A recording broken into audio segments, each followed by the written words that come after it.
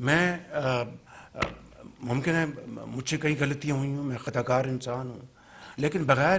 کسی کا نام لیے یا کسی کو نشانہ بنائے بغیر میں یہ کہہ سکتا ہوں بلا خوف تردید کہ میاں محمد نواز شریف کے دور میں جب 2014 میں یہ دہشت گردی کے خاتمے کا جو پروگرام بنا تو پورے پاکستان کی جو سیاسی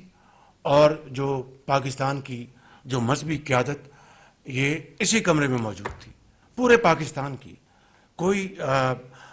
بندہ بشر باہر نہیں تھا.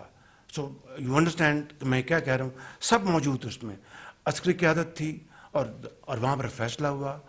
دعائے خیر ہوئی، اور 2018 میں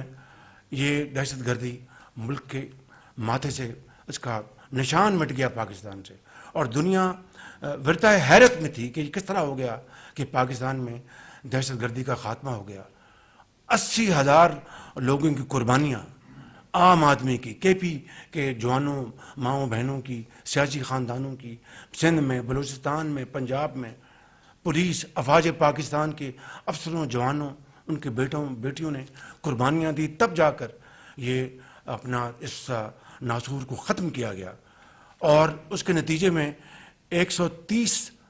ارب ڈالر کی پاکستان کو کی معیشت کو نقصان پہنچا. میں پوچھتا ہوں، اور